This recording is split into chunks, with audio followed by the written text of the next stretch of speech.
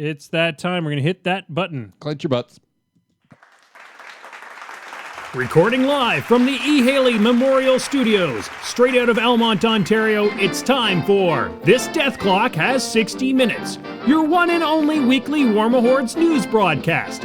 It's 8 p.m. Wednesday night, the beers are cold, the news is fresh, and the death clock starts now.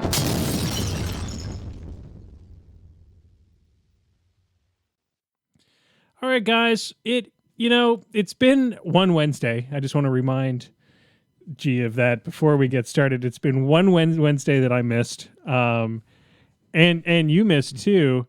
I did, yeah. I missed last week because you were sick, and you were really sick. Oh, I was like deathbed sick, which is funny because you were blaming me for giving you my illness. Yeah, I was totally. But I was sick for like a day. That day that you were around me. Yeah, and you apparently it's amazing the way that works. Are not immune. You're apparently not immune to anything. Also, my wife runs a daycare, and there are plague rats. Yeah. Here all day. Pretty much. You should get an exterminator for those things. I try. For the plague. I try, but. All right, so tonight on the Death Clock, we're going back a little old school. It's going to be just the three of us on the Death Clock. The sound is going to be amazing, but the knowledge is going to be absolute crap. You listen to this episode for the sound quality. Yeah, that's right. Not the knowledge. Not the knowledge. But we never tout to be experts. We tout to just love talking about War Machine and Hordes. Yeah. Tonight's topics, so to put this in your head, we're going to have a great discussion about the concept of cavalry. Ooh. How to work cavalry, how cavalry works, as well as common mistakes that Mark II players make when using cavalry. We should have had this episode last week. It would have been relevant to our interests. Yeah, and then we're going to encompass a little bit of some of the charging rules and that kind of stuff in there too, because they're all kind of applicable. Yep. And then we're going to do a roundtable with just the three of us talking a bit about how to put this, how to kind of see through the mess that is Mark III right now in its current state, how to get beyond the oh my God, this is so broken, or some of the mistakes that have been made, or perceived mistakes, and how to keep playing. Spoiler alert, the answer is play Signar. Yeah, play Signar, exactly. If everybody played Signar, there would be no precious little baby problem whatsoever. Well, wait till, there's going to be a lot of things. You say that. I ran a tournament on Sunday. Yeah. Zero Signar. Yeah. Zero Signar. Zero Signar players or zero Signar? Zero Signar players. No we shit. did not have a single Signar player. Wow. That's crazy. Really, yeah, that is crazy. So the first thing we're going to cover, of course, is the news. Yep. It's been a kind of a slow news week leading up to Gen Con. Hopefully we will get more some spoilers when Gen Con really gets going. Mm-hmm. But of course, there has been more information leaking about the new casters. The old journeyman casters have all been promoted. We, of course, know who they already are. You've talked about them in last week's cast quite extensively. But let's talk a bit about some of the models that they're starting to show off, fully painted models for that matter. Well, at this point, the models that are coming out are all the full-on models. We started to see insiders for them. We've got all the ones you remember, Jake's, Durant. Well, let's go over. I'll just give you their full names because they've all been upgraded. So it's Captain Allison Jenks now, Sovereign Tristan Durant, Commander Andrei Malikov, and Captain Akios and Alara the Death Shadow. Right. And important to note that that doesn't defunct your journeyman casters. For no, who's a new but player. They are just like Iris or anybody else. You can't have more the same one, name in multiples. Which, if you by notice, default, means that none of them will have, except for Signar, will not have a journeyman caster in their lists anymore. Yeah. So we were saying actually at the tournament that we need to have the journeyman warcaster become a Signar warcaster with just the most boring feat ever, something like +1 to all stats. Isn't that... It's okay, but it's not great. It's just like the journeyman. Isn't that Striker 1? Not quite. He's actually got a feat. Yeah, but but I mean, Striker 1's feat is about as like simple and bland as it can. Everybody's just really hard to kill for a minute. Yeah, because Striker. Yeah. So yeah, that's coming up for Gen Con. They're Gen Con exclusives. I think we're all logging in tomorrow to do a little order for ourselves. Also, the Buccaneer Brew Scar. So the very first Ram Brewery collaboration that PP did with the Ram Brewery was this scar. And they actually really? did- So it's yeah, a throwback. it's a throwback. I don't know whether But I she guess was it's never been actually on available. shirts. But Oh. it was just artwork. There was never actually a sculpt for it. That's pretty cool. And then this year they decided to make a sculpt of that first one and sort of bring her back. So it's the Buccaneer Brew scar. And she looks a lot like her bust. Yeah. So that's pretty cool too. So we'll be able to see how that all. I might buy it just to go with Yeah. the bust that I did, so that you have and put them under one of those glass dome thingies or something. That would be really cool because it would be like those pictures where you see the zoomed in part, version, yeah, but exactly. in real life. So if people want to get in on these purchases, what time does the PP store go live? Do we know with... rumor is midnight tonight. Yeah, rumor is midnight tonight. Oh, okay. So if you're on the live, So you might as well stay and just listen because you're going to be Yeah, up for a while. stay Well, up, anyway. then go right on and watch you're Troll gonna- Blood Scrum. yeah, exactly. And then once Trollblood Scrum is done, you're pretty much ready to You're go. ready to go. So the next piece of news after those is we have Gen Con exclusives, which we're talking about now. So you said there was the Scar Bust. There's Yeah, and all the previous yeah. Gen Con ones are going to be there. Rolling Bones, the Painter of Everblight, Bombardier Bombshell, which is I think has got to be my favorite, and that's one of those models I want to buy and have you paint, or maybe Ben, Right. just because I don't play Kador particularly, but damn, I love that model. I have one of the Bombardier Bombshells that I have had sitting in a blister forever. That's on my list of next time I need something cool to, something to enter into a competition contest or whatever, something. yeah. Also, the Druid Gone Wilder, the Steel Keg Protector, and the Troll Blood Kilt Lifter, which I'm seriously considering. Again I was myself. actually considering getting that one too, just so that. Well, I mean, I need more troll models, so. And I already have 9 Gobber Dredges that I need to finish painting. But so the cool thing about the exclusives is that you can buy them online during the con. Yeah, this is a new thing, and it's one thing that a lot of people have really been clamoring for, is that the exclusives are available for a limited time at the store. Oh, something I want to point out to people, if you somehow were able to get a hold of one of these and have it express shipped for Monday, it would be valid in a tournament on Monday. Oh, wow. Because it's available on the store, these are considered general release. So they are straight up valid. Very cool. They are not part of the ADR anymore, though. That is important to note. That it used is to be that something anytime a new they've taken caster away. was released, it was part of the ADR, but that's gone. So don't think that that can happen anymore. Yeah, that's important to note. So even if you're listening to the show later on, you're not listening to the live show, anytime that there's a big con, you can go online and get most of these models. Yeah, well, that's as a long as they're relatively available. new thing, and not a lot of companies do that, as far as I can tell. Yeah, it's kind of cool. So even those, because there's a lot of us that can't go to all the Gen Cons ever, so it's kind of nice that we still have access to all of that stuff. Okay, so the next part that we're going to talk about tonight is we're going to have to are you ready to hit the button? You ready to hit that button? It's time. There's a Somebody- button. The mouse ran away. Oh, the mouse ran away. It's time to Focus! tonight's focus. We've been doing focuses again, and after a long hiatus from doing focuses We have because of the things to focus transition. on. Well, the thing was we were transitioning, so it made no Right. sense to talk about Mark II rules when they were going to be defunct in a couple of months.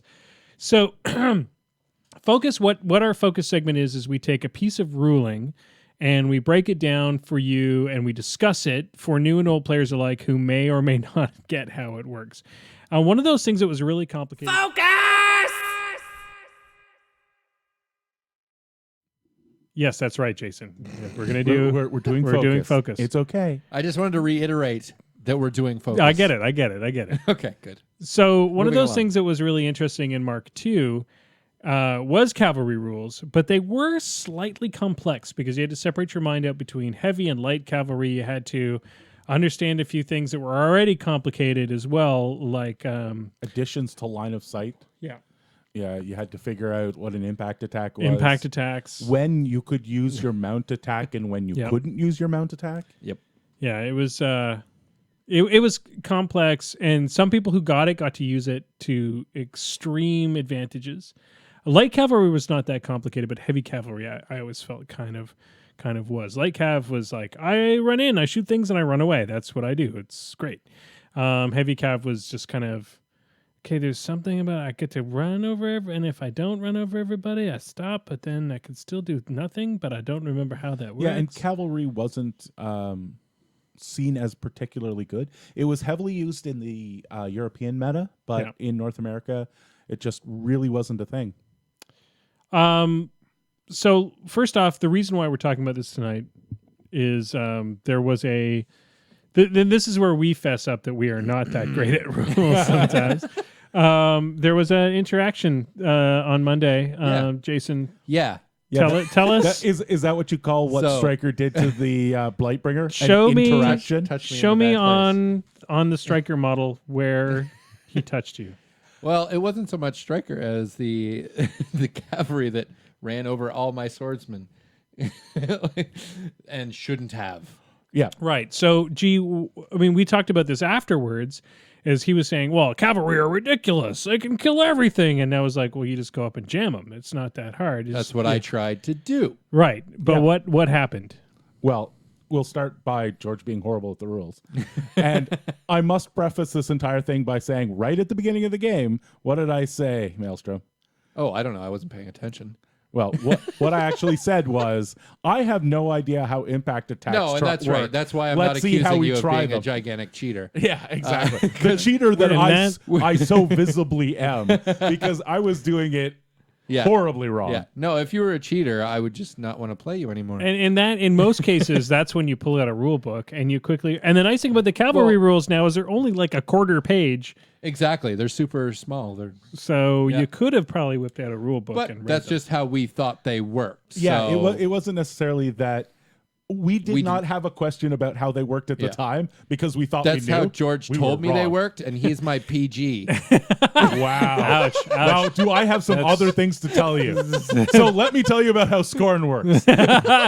There's some skin burning going on over there. So basically what this boils down to is we talked about it after the game. You guys were chatting back and forth about how this whole interaction worked. We clarified how how cavalry charges work and how impact attacks work. And then work. we figured out how badly I was cheating. But what this boils down to is one of these things we're going to call throwback syndrome. I'm coining that right now. Throwback syndrome is a problem that we're all going to have for a long time. Guys, you drink really heavily and then you throw back and then you can't figure out how the rules work? No, that's boot and rally. Oh. Totally different thing. Okay. So one of the things that happened to us between Mark 1 and Mark 2 is certain rules learned by players who early adopted Mark 1. Those rules carried through. One of those rules was one that you and I played with for like a year, which was that all epic casters got a bonded jack. Yep. Because that was a Mark 1 rule, that an epic caster got a bonded jack, and that meant you got extra focus on that jack, and that was just the way it worked. And then it turned out that wasn't true at all. No. But those throwback issues become a problem in the game overall. And one of the problems is that it's sometimes hard to rectify the rules that you have planted in your head. Because, honestly, we all read the rule book at least 2 or 3 times. Oh, yeah. Or more in my case. And in order to memorize those rules, and some of those are still there in those neural pathways. So one of those throwback rules really is cavalry. Some of it comes from charge understanding. Some of it comes from cavalry understanding. So tonight what we're going to do is we're going to abandon all of our understandings of the rules and we're going to start over again. Mm-hmm. So I'm going to throw this to PG Semi-Automagic first. PG Semi-Automagic. Why are you looking at me? How does cavalry work? Very well, thank you. But let's get to the little icon on your card. There is, for some reason, a decapitated horse's head laid on the card like unto someone's bed. And what that means is that this model is Cav. And you're marked for death. And you're marked for... No, that's a different rule. Oh. Do not confuse people with marked for death. Words mean things. Yes, they do. So if you are cavalry, you'll almost always have a special weapon on your card. And that one is the mount attack. And the Mount attack is a special attack that you'll do things like your impact attacks, which we'll go over in a second with. And it is basically how strong your horsey is. So once you've figured out that you're a cav and you found your mount on the listing, the next thing you need to know is that when cavalry charges, they get boosted charge attack rolls. So that's just straight up boosted charge attack rolls at all times. So that is one of the rules. The second big rule that you'll see is impact attacks. Now, this is where it gets interesting and where I totally screwed up the rules. So an impact attack is a special attack that you can make while moving, and you make that attack basically with your horse as you sort of trample over the guy. The difference between that and, say, like a trample is that if you don't kill the guy, you don't get to keep moving. Right. So just like any other charge, and you're going to do your impact attacks during your charge, like any other charge, you have to be moved at least 3 inches before you get to the model that you want to impact. Mm-hmm.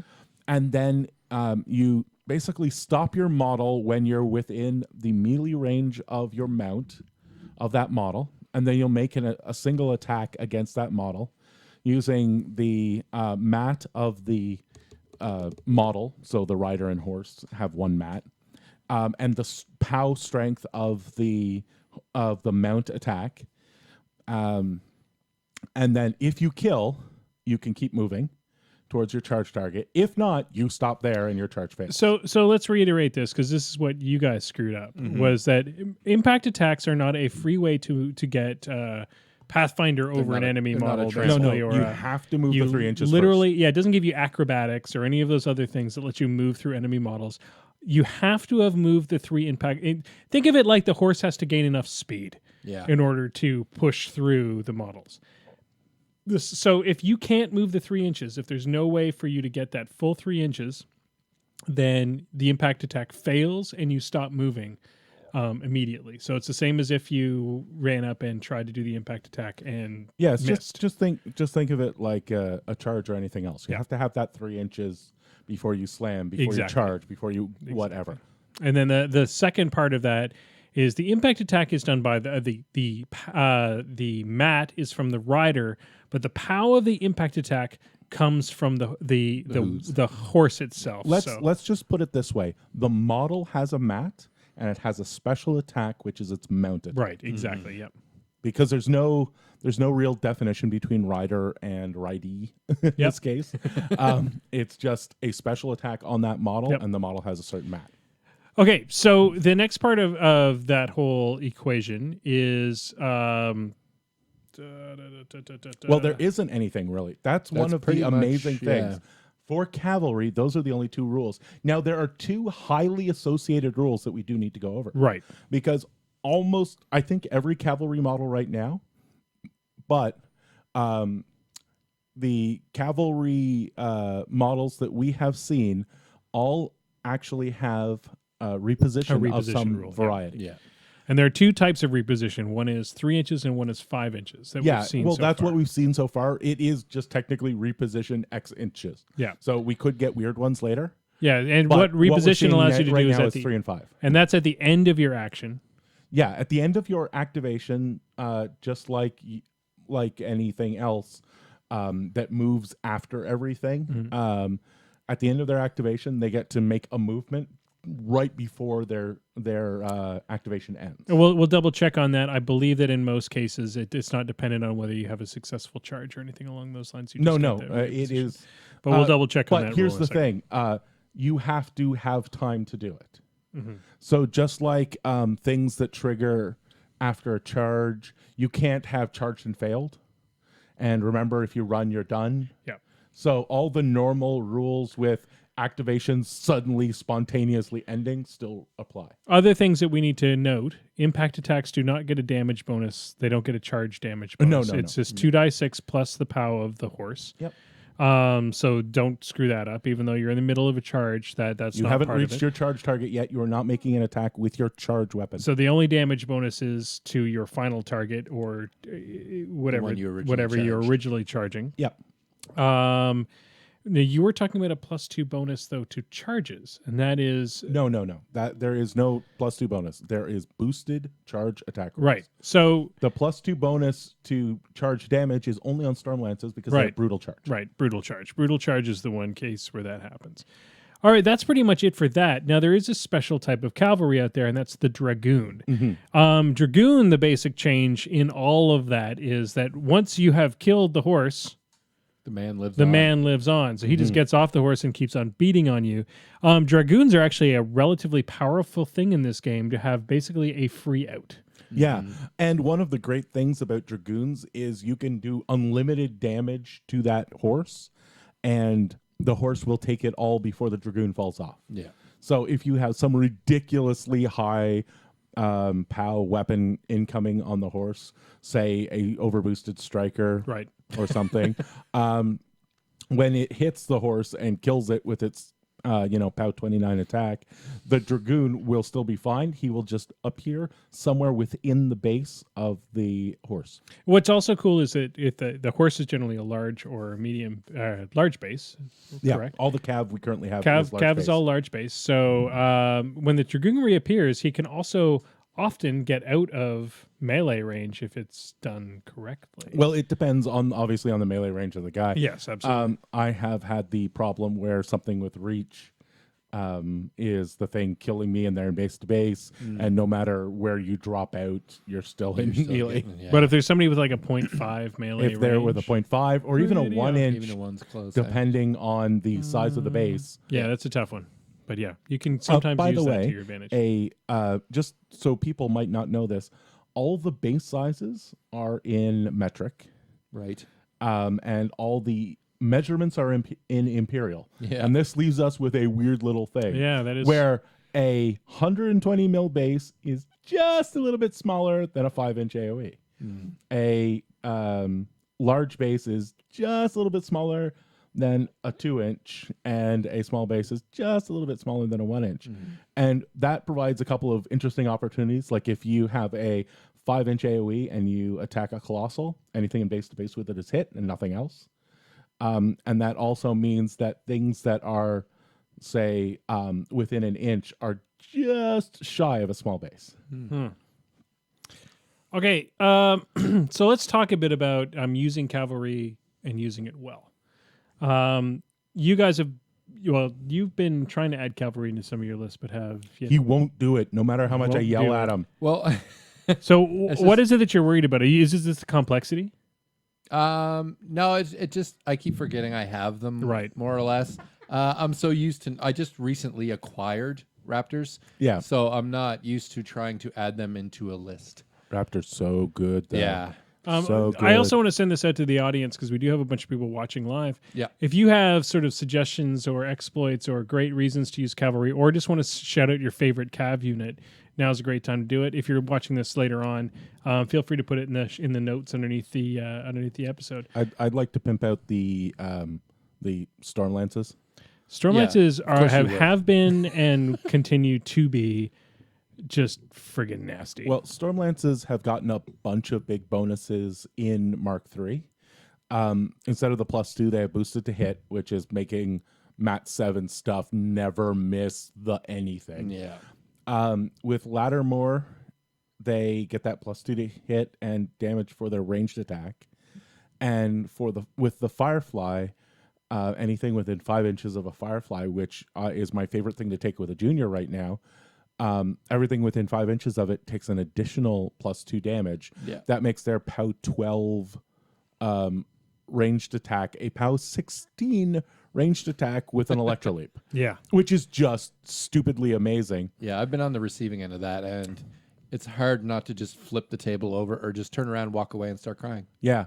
And then their lances are 13s +2 for the brutal charge. Yeah. And then if you can do something like get a positively charged jack near the Blightbringer or whatever it is you're trying to kill, that's a POW 17 3 dice for the charge, 3 dice to hit attack. It's kind of ridiculous. They really they are really effective. They've got that 3-inch movement after their turn. So with their 8-inch guns, you can shoot at a bunch of stuff and move out. Or if you're charging targets that you can actually kill, if you're say and they assault, and they assault. Oh, so say you want say you've got disgusting. a jack. Say there's a typhon. Yeah. And you want there to not hypothetically. Hypothetically, say there's a typhon. Say there's a typhon that you don't want to be there. Yeah. Typhon's big enough that you can stagger them and you get all 5 guys on them. Yeah. That means that there is 5 assault shots at POW 16. Yeah.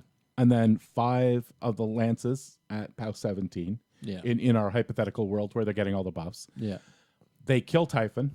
And then they get a 3-inch move away from where he was sitting as well. Or, as I have played them with Striker, they get a 3-inch move through the hole, and then the feet gives them another 3 inches, and they kill the caster that was hiding behind Typhon. Yeah. So we've got a bunch of people in the chat yelling stuff out. Double Raptors are the best, that's what everybody's trying to get you to do, right? Raptor's so good. I only have 1 unit, unfortunately. Manoth John, of course, is toting Tuffalo and Berka. Oh my God, Tuffalos. Tuffalos are but with the changes in Tough, are they still as great as they used to be? Yeah. All right. Yeah. Tuffalos were not great because of Tough. Tuffalos were great because they are boxes and and I think they either have Slam or Trample. Like they're ridiculous. Well, they also have they are also one of the most Let me just expensive get them up. units to buy in the game. So they better be damn they good. are more expensive than any Colossal you care to name. Yeah, it's pretty ridiculous.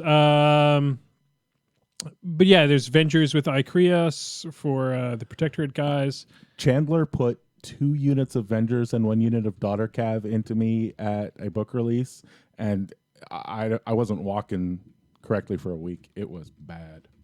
So I mean, Cav is good.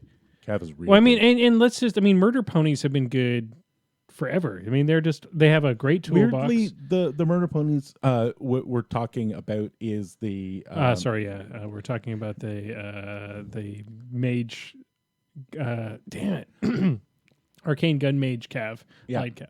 The Arcane Gun Mage Cav are they are not as good as the Stormlances I've found. Stormlances are badass right now. Yeah, I mean, but that's the thing. I think that what used to be Light Cav used to be the best in the game, and as we're seeing with a lot of the things in the game, as part of that shift to change everything was the stuff that was really great before got brought down a notch, and I think Light Cav was what we saw most people playing. In part 2. Why Long Riders, Bull Rush?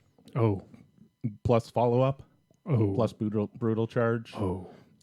On a POW 14 mount. So all their mount attacks are POW 14. Jesus Christ. Yeah. What's the range on the Stormlances?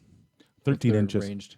They're ranged weapons. Oh, ranged weapons, 8 inches. Yeah, so it's not that high, but I mean, if you combine it with a bunch of other things that enhance that range. Oh, yeah. It's the same as the war spears, though. It's an 8-inch thrown spear thing. It's snipes in faction. Gonna hurt. Yeah. So, I mean, I think that we're all going to see... Tempest Blazers, thank you, John. That's the word we were looking for was Tempest Blazers. I think we're going to see our heavy cav make a big return in general. Now, I want to mention that because you said heavy cav. Sorry, cav that has the 3-inch reposition. It tends to be a little bit tougher. Yeah, it's one of the things that I wanted to bring up because in Mark III, we've actually simplified a lot of rules. Mm-hmm. And one of the rule sets that we simplified was Cavalry. And one of the reasons that we simplified Cavalry is there were all kinds of weird and wonderful rules around what was the difference between a light cav and a heavy cav, and they shared some rules but didn't share all the rules, and one dropped some stuff but then added other stuff. Right. So one of the things that is pertaining to our next topic is how to get into this new meta that has new rules and how to get that old ideas out of your head. Or at least, I mean, we're still going to use some of those things as legacy things to sort of separate things out. I like that you said we, so it was when you and Manoth John sat down and rewrote the rules. You know, I heard you were on his council of There was a I just picture- consultation. consultation. All I can picture is Moses bringing out these tablets. Yeah. And Yeah. And No, it was that Troll Moses. It was that dude. Troll Moses. That should be like that. We could just make a Menoth John version. We Yeah. need of a the Troll diorama Moses for the next painting contest. I want you to do this. We need a diorama for the next painting Yeah. contest. with Mark III. And it's on called Troll Moses bringing Mark III to the masses. I like it. And All it's right. going to be 145 warcasters, all like them- perfectly painted, with a giant hill in the middle, with Troll Moses standing on the top, with 2 tablets that have Mark III written on them. Can we get a head that just looks like Menoth John? It's This just is a the, little what bit. is this? Yeah. This is the MJ All Love. This is the MJ All Love podcast. The podcast brought to you by Menoth John. For when you need that deep love. Deep love. Deep love. All right, guys. Let me tell you about my convergence. We're gonna put this aside. Just a tip about convergence. I think we did a good job. That may be one of our best breakdowns of a rule Yeah. and not running out of time. Yeah, we actually did it with We did it, and we actually had to discuss things because we had like an extra 5 minutes after we had done it. Oh, so one more thing I learned. Oh, what did is you learn?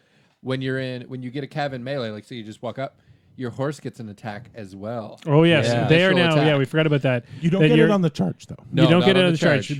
But you If you just just have walk another up. attack. Yeah, remember how I said that was a special weapon? It's still a weapon on your card. Yeah. Don't forget that. Yeah. Don't forget to use your horse to kick people in the face. All right, so moving right along, the roundtable tonight's discussion. And roundtables are a bit weird when it's just the 3 of us because we don't have an expert to just Yeah, kind of this refer table to. isn't round at all. It's a kinda square table in a round diamond. hole. So Perspective, dude. Perspective. So I guess the thing was we'll let people remain nameless. There are a few people who have are taking a hiatus from Mark III. It's not just 1 or 2. I've heard a few people say I'm gonna give it X amount of months before I play. Some people straight up said I'm gonna give it an X amount of months. Some people embraced the jank and ran right in and were like, "Sweet, Mark III. There's a lot of stuff broken. I'm gonna take advantage of that. Here we go." But let's talk a bit about why we're still playing, even though we see some of the some issues. Well, I think there's really going to be 2 types of returning players, let's call them, from Mark II to Mark III. You're going to get the people who were looking at the changeover as an excuse to try out everything, to become a new player. And you get a certain amount of people who had a significant set of expectations based on what they had in Mark II, and were trying to enter into Mark III using those same expectations. Well, but I think there's a legitimate point here, and I'll take the other side of it. There's a legitimate point here that it has been shown that there are a few things that weren't thought through for the regular, I shouldn't say for the regular player, for the high level player who can see all the broken bits easily.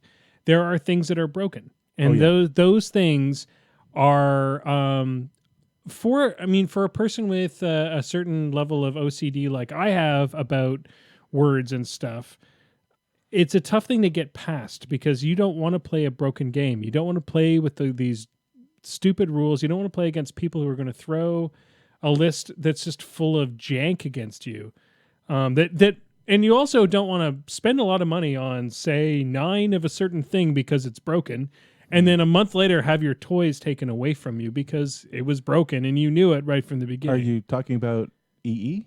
Yeah, whatever it is that you're really into. No, but think about this for a second. The same people who are complaining about the beginning of Mark III jank are that bought 9 of one model are the same people Absolutely. who went into EE going, they'll never fix this. I'll buy 12 lights. Well, that's the thing. Like we can argue both sides of it, and that's what I think. I think we need to do here. I think we need to remain objective, and we can be. We can completely agree with the haters, or we can completely agree with the fanboys. Yeah. And the reality is that some people need to take this time off. I don't think it's fair to say that those are the 2 camps, because you're right. there are quite Those a are the few extremists. people who see War Machine as a great game that they really enjoy playing, but they see this teething time as a time to go and play other games while the bugs get worked out, and then go back to the game they love. Exactly. Yeah, and I think that's actually more the camp that I'm trying to express here. That the argument on the other side is there's a time to sometimes take a break. Yeah. And I don't think we should disagree with that. I think that anybody that is not enjoying the current state of the game and has a bunch of other things that they want to play, go play those things. Go be great at those things. Have a good time playing those things.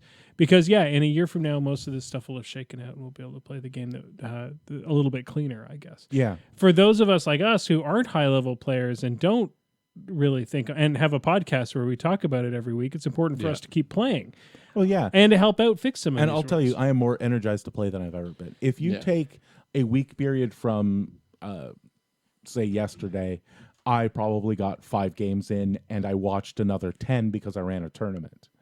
That's up significantly from Mark II, where I maybe got 2 games in a week. Yeah. I have really found myself, at first I was trying out every list that passed my whim. I probably in, say, a 3-week period played 12 different lists. None of them particularly well, but I played them enough to sort of get a feeling for what was out there, what was going on. And now I have picked 2 lists, a ranged list and a more melee focused list, and I'm refining those. I'm swapping out modules and casters to see which one does the best with each of these. Do I want to run a Nemo ranged list, or do I want to run a Sloan ranged list? Do I want to run a Maddox melee list, or do I want to run a Striker 2 melee list? Right. Like, that's the type of thing I'm working on right now. So you'd liken it to like a new romance, basically, PG, where you get to try all the crazy fun stuff, and then Before you after a settle while you settle in and You buy the handcuffs, you buy New the swing. romance. Yeah. You try and figure out which ones are going to be awesome. Had to devolve to this at one point. Mike Bialak is shouting at us from the stream. What's he trying to point out? Well, he's wondering if we're talking particularly about the grammar or the actual rule set. Oh yeah, I think we should define broken. Well, that's the thing. I Yeah. think so. So first off, the actual rule set, I think we can all agree, is not broken. I think the rule set is quite solid. I would say that at release it was broken. Yeah, there's a couple things. I would say that now the rules part of it is no longer broken. The grammar is the problem, though, because words mean something. Yes. And how we read the cards, or how the cards read to us, is often where the problems get caused. And that was obvious with the first errata, because 90% of those changes were to the grammar on the on the cards. No, but I would say what most people are calling broken right now is not a rules thing or a wording thing. I'd say most of those are all about what about this interaction. Yeah, that's exactly. And that's what people clarification. Those interactions, they're nobody's arguing whether this is how these rules work. Everybody's arguing is, should this be the way that these rules work? Yeah. Like, should we change something to make this not happen? And I think the big bugbear of Mark III, and this is just for everything, the big bugbear of Mark III is having players lose the game before being able, like on the top of one, before they were able to move a model. Yeah. And I think everybody sees that as such a holy grail, because it was stated in Mark II that this was not something that was allowed to happen. Everybody has made the assumption that that is true in Mark III. And unfortunately, I think, to PP's discredit, is they haven't tried to dissuade people from that. They have sort of kept mum and then changed something so that didn't happen with one set of models, while not saying one way or another. They haven't said this is not something we intend, and they haven't said this is something that now happens in this game. Just fucking deal with it. Well, I think we can all agree that the thing that was being touted by PP right from the beginning was they were trying to inject the fun back into this game and take away things that were not fun. The two things that are really unfun in any contest with you and another player is being assassinated the top of one, or being assassinated the top of two. Yeah. I mean, those 2 times are and there's 3 or 4 casters that are capable of it in Mark II. There seems to be a larger amount capable of it in Mark III. Maybe it's just our impression of it because those are the things that are being discovered. And again, as you pointed out, that we were so focused on that going away in this game that we were really hoping that would never happen again. That the battle of wits was going to be more important. But one of the things I think is important, I think top of 2 should be still allowed no matter what, because both people have had a chance to activate to participate in the game. Yes, it sucks if you're shot off the table top of 2, or if you move somebody to within 26 inches of Moloch Karn or whatever. But you'll never do that You'll again. never do that again. Yeah. Like that's the thing. And I see your point. I'm going to take the devil's advocate. Top of 1, I am 100% Top of 1 that. shouldn't ever happen. Yeah. But top of 2, if this is another one of those interactions that bothers a lot of people. And Moloch Karn was nerfed because of exactly what you're talking about. You don't really. Well, not really, but he's not the way he used to be. No, but I meant in Mark II when they fixed him. Right. I'm talking Mark III. I'm talking Mark III. In Mark III. One of the things that we don't I don't truly enjoy playing a game where a quarter of the board is invalid. Does that make sense? It's great that you say you've learned your lesson, you'll never do that again. But it's like, I'm still going to have to face that caster, and you've invalidated a quarter of the board. Yeah, but you have to come up with, the idea there is that you have to come up with a plan to fix that problem. Maybe the answer to that problem is bringing a shield guard in your list so that because the shooting happens and it just barely kills you every time, 1 or 2 shield guards fixes that problem. But then you're getting into list chickening. Yeah, again. Absolutely. Again. But list chicken is part of the game. But again, you're right to a certain degree. Yeah. But I think the promise to us was that those types of experiences were going to be less and less. Right. And it doesn't feel that way right now. It feels like it's happening more and more. I think that is an echo chamber problem and not a real problem. Well, maybe. But then again, you're playing Signar right now. No, but you got to remember that was taken away from Signar. That top of 1 assassination. To a degree. Now you just have like 6 top of 2 assassination vectors. Yeah, but so does every faction. That is a non-issue. What I'm trying to say is that even with all the top of 1s taken out of the game, I think you still have problems where there's a large portion of the board that's invalid to you.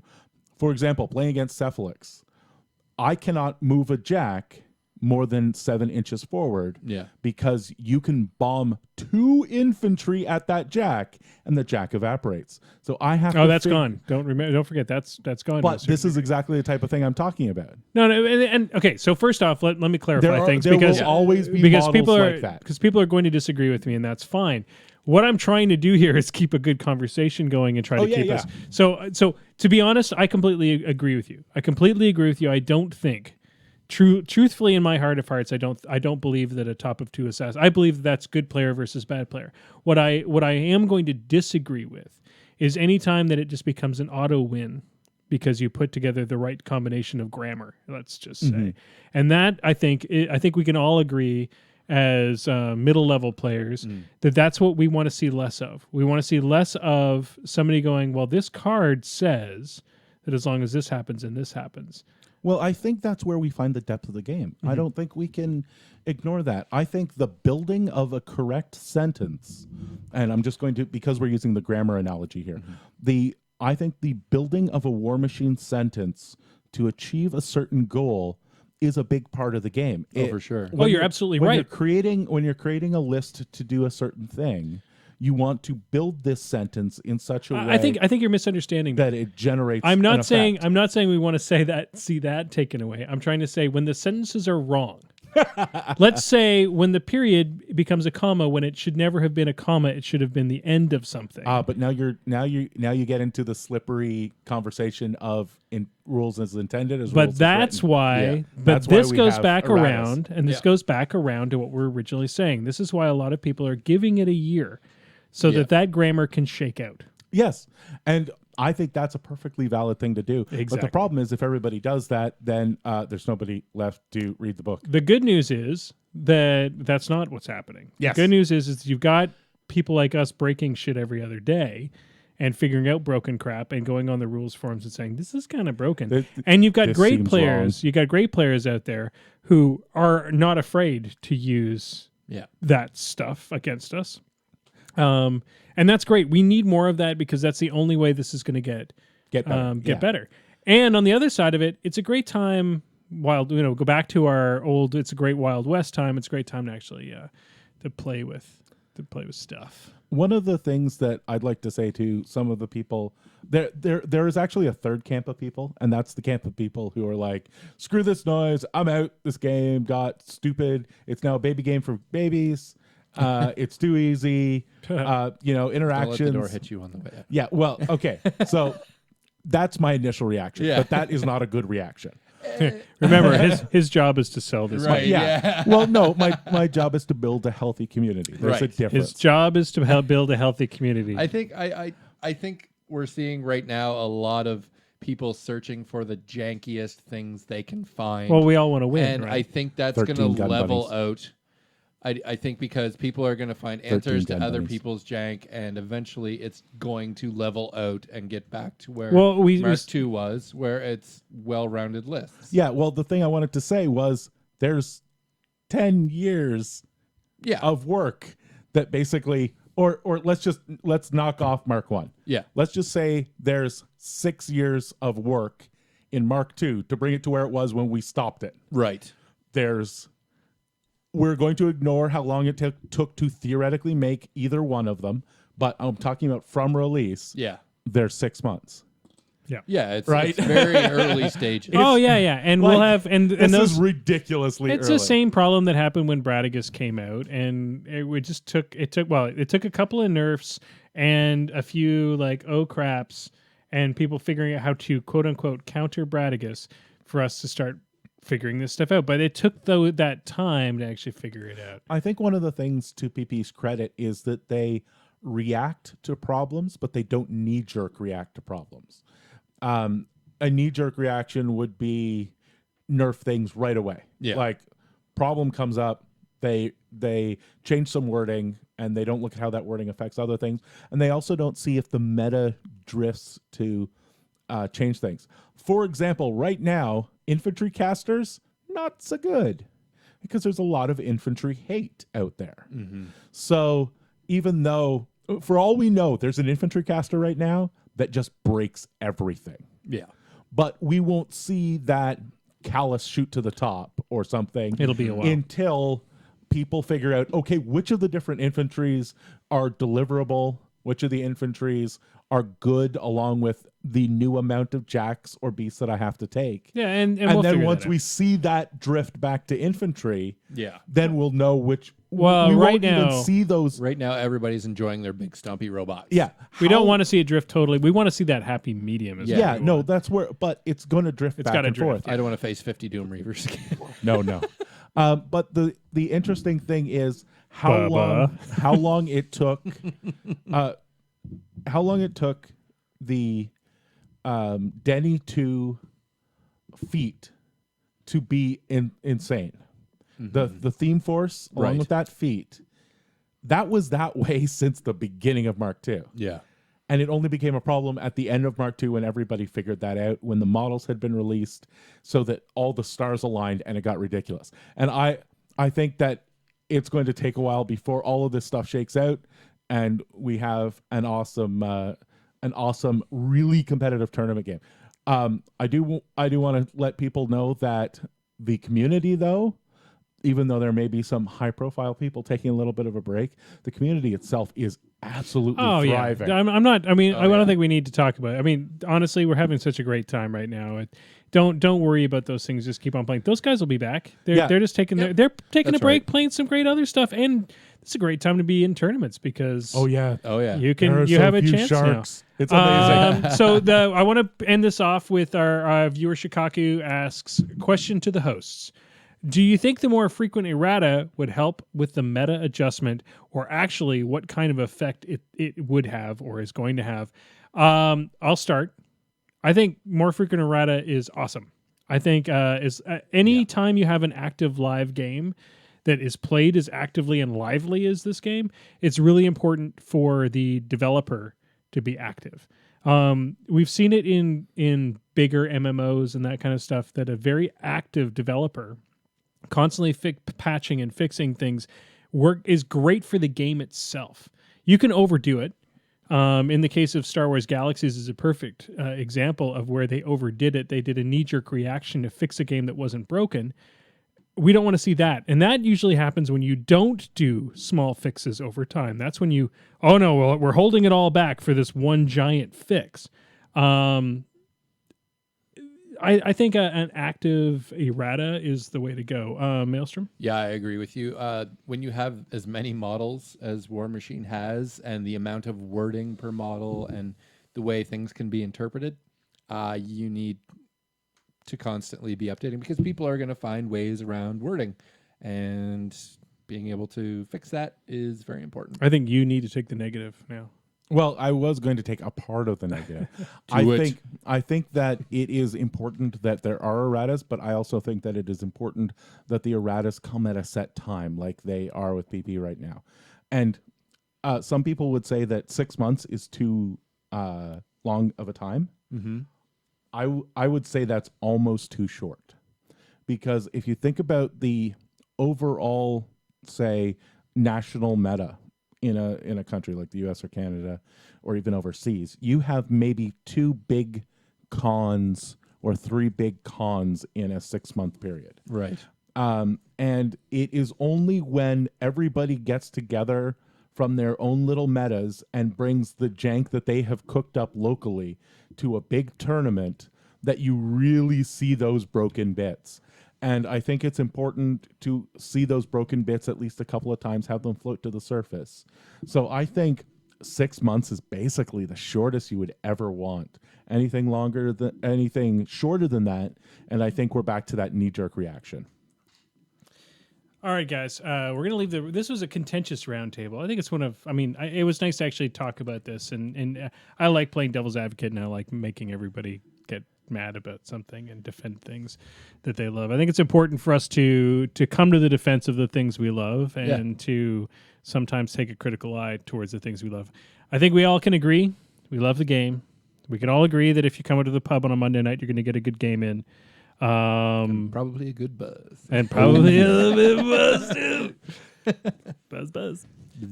All right, but it's time for the lightning round.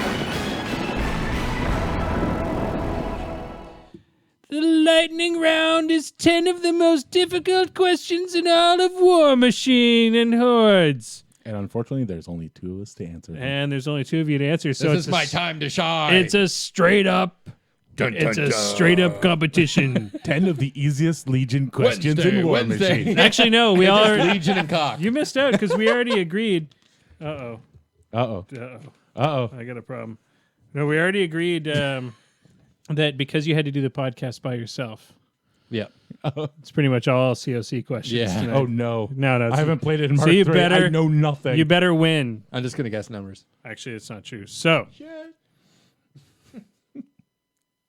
how many inches must a model... Damn it. Was there a comma after that? How many inches? I can hardly read this. I got this giant thing in my face. Sorry about that. I'll put my pants back on. How many inches must a model end its movement to invoke a counter charge? If you're asking for the range of a Yes, counter the charge. range of a counter charge.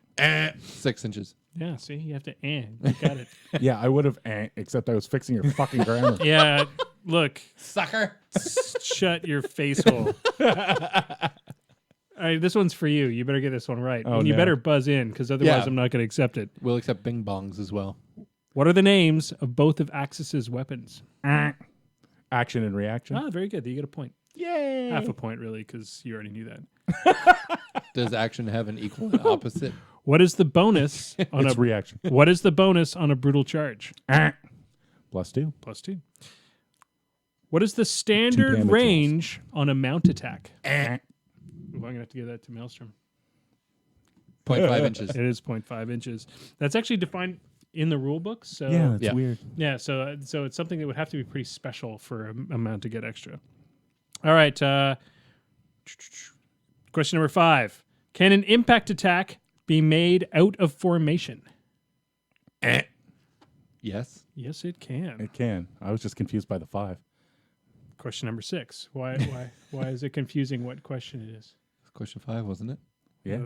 Why was that confusing? It's question number 6. How many inches? How many inches must you move to make an impact attack? Damn it. 3. That is 3. Yay. Yay. If you fail to make an impact attack or do not move 3 inches, what happens? I'll give it to you. Oh, that was tough. All right. On the count of... Oh. G? I didn't touch my nose. You stop. Your movement ends. Yeah, your movement ends. All right. Question number 8. How far does a cavalry unit go to How far does a cavalry unit get to move with reposition? It's listed on their card. Exactly. Question number 9. It's usually 3 or 5 for anybody playing at home. What are the 3 attack types for Tempest Blazers? Hit it. Let's guess here. We're going to go with Snipe, Thunderbolt, and Brutal. You got 1.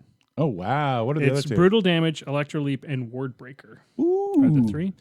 All right, ladies and gentlemen, it's time for the Minty Fresh question of the evening. Oh, no. Brought to you by the one and only Minty.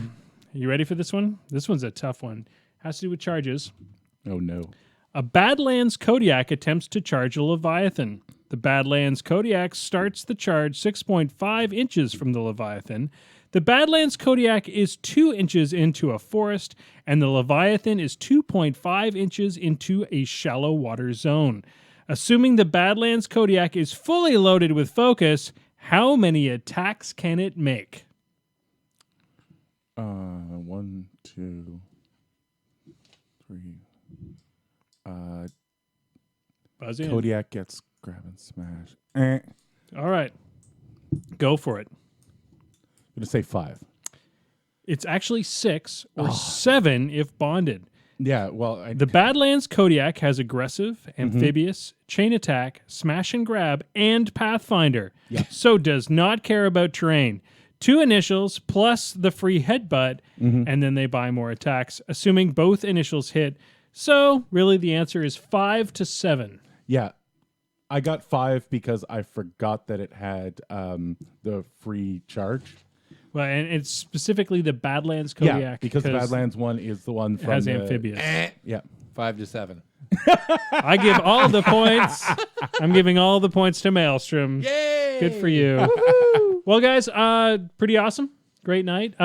You were watching the chat. Who did the best out? I think only Ron Lore. Yeah, they all did terrible. They all did.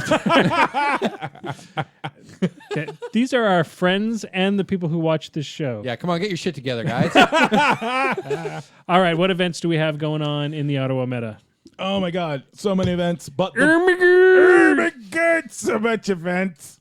But the thing that everybody needs to go and sign up for right now is the Capital City Bloodbath. But gee, it's too expensive, and I didn't want to eat dinner there anyway. Well, then, handily for you, we have a new option without the catered food. That's going to knock like $40 off the price. So you're going to get your 2 days of fun for about $50 now. It is an amazing event. We have 3 days of gaming. We have sponsors coming in to help us with prizing, as well as the money that comes from everybody signing up. We do have lots of spaces left because we have a huge amount of space. The EY Center is gigantic. So even if we max out at our 64 players, we could still put in more tables. Nice. But gee, last year I went to one of these events at this time, and it was super stinking hot in the hall the whole time. Well, that's one of the great things about going to the EY Center. We are now climate controlled. But gee, I'm an alcoholic, and I want to be able to drink. Well, then, get out of here, you fucking alky. Oh. So we're not invited. There will be lots- water bottles be inspected? That's They will now. Water Thanks bottles. for giving that away. Water bottles will actually be provided at the table so that you do not get dehydrated while playing your games. I carry my water in a flask. Yeah, a small yes. silver flask that I keep in my sock. Yes. Because I only need little bits of water at a time. Only small amounts of water at Yes. a time. Maybe 1 ounce of water. I don't want to overhydrate. How does Morty feel I hate about having this? to pee during drinks. Any other cool, awesome events happening in the next little while? Not right away. We're actually in transition time for us here, but we're there's going to be soon. There will be an event that will be an OTC qualifier for Ottawa to get on the Wizards Tower team that is heading to the OTC. There, Will this machine be doing that? I do believe Moose Machine will be there. So first, these guys are hearing of it. There is One man moose machine. there's also the there's also coming up some events at some of the new stores in Ottawa. So Out of the Box will be having their first actual event. And then we're moving into November, where we're going to have Food Machine running here in Ottawa. And Moose Machine, it looks like, is actually going to be at Food Machine Prime in Buffalo. Yes. So we will be. Plan. The plan is to be there and live casting all the weirdness and strange attacks that will be happening at Food Machine Prime. And then we're into Christmas, and we always take a month off for everybody to Not us. make their the lists. Ottawa. You The as Ottawa in meta. the people that are organizing events. Yeah, we always. On the other hand, we always take December off. No, we on the other hand will be here. wearing Christmas hats. And maybe I always wear my put one on the Dalek. And stealing presents from small children. Yes, because that's how we roll. So before we break for this evening, I just want to do a quick shout out to our buddies at the Wizards Tower. Mm-hmm. If you are in Canada and you are looking for your War Machine goodness, ladies and gentlemen, the Wizards Tower is the place to go. Not only do they keep the lights on here, as our good friend Matt John would say, but they also carry a one stock of everything, which is great. They carry some of the best paints and paint supplies you can get because they've switched over to the Wargamer stuff, which is really, really, really nice. None of that other brand that is crap. That we won't mention. We won't mention because they make a different game that sucks balls. They also carry a lot of other stuff. They're like the number one provider for Magic cards. Oh yeah, If you can't beat if you're a Magic player as well as a War Machine player, you should really check them out. And if you've been to a big Magic tournament anywhere in Canada, you probably already know about the Wizards Tower because you've seen their booth for there. sure. Yeah. All right, guys. And that's pretty much it for tonight. I think we pretty much covered it all. The one last thing I want to pimp out before we go is Team Canada has put out their shirts for the year, and this is part of their drive to get enough money. Yeah, go to the they Team look Canada great. site. They look really, really Yeah, I awesome. really want one. I particularly like the model that they're using. The buxom looking strong dude. Yep. But yeah, check out the Team Canada shirts. They have the Moose Goose logo on the front. They're pretty badass. And then the big steamroller logo on the back. They're which is pretty awesome. badass. So yeah, The Moose Goose, you know. Moose Goose. So go check it out. You can go to the Team Canada's the OTC WTC Team Canada's webpage, and you can check it out, and you can get your T-shirt there. Support those guys. They need money to make it to the WTC, and they always represent. So we're going to throw as much support their way as we possibly can. Of course, we're going to give a shout out to the Moose Machine Network. We are going to be starting to broadcast 24 hours a day. How far are we away? You weren't supposed to tell anybody yet, but September 1st. Oh, well, that's what I was saying. We actually have Spoilers! Our show is where we get to I did do the that. testing last week. Oh, yeah. Everybody, you didn't hear that. So, but Nobody that's the heard thing. that. It is That's a our show. spoiler. It is our show. and I we wasn't get ready to spoil it. announce. Well, I know you weren't, but I put you on the spot. I Damn want a little bit of spoiler action. That's the benefit of being the face. So that's out there. So you'll be able to tune in to 24. That's face in radio. You'll be able to tune into 24/7 War Machine content all the time coming up. I'm really looking forward to that. damn soon. I'm looking forward to really Because I like destroying- watching battle reports. Yeah, and if anybody, It's a lot of if anybody on the chat is international, we are currently looking for international partners to bring online for times that aren't sort of the North American Right. dinner time audience. Yep. We'd really like to get some Aussies, get some Europeans on. Absolutely. Some Brits. And we're not afraid of other languages. If Yeah, you're absolutely. if you're in French, Spanish, German, whatever, Yep. I'm let us know. a little afraid of German. Just a little. Just a little bit. Just but a I bit. mean, I'm not Germans in general. I dated several of them, which may be where my fear came from. All right, guys, we're going to end it off for this evening. That is, I think we've just passed the death clock. Good job, everybody. We'll see you next week. Dice down. Moose Machine and This Death Clock Has 60 Minutes is a proud part of the Muse on Minis network. Podcasts go online every Thursday morning. You can watch the show live every Wednesday night at 8 p.m. Eastern on Twitch and keep in touch with us on our Facebook page. Just Google Moose Machine. If you can't find us, you're doing the internet wrong.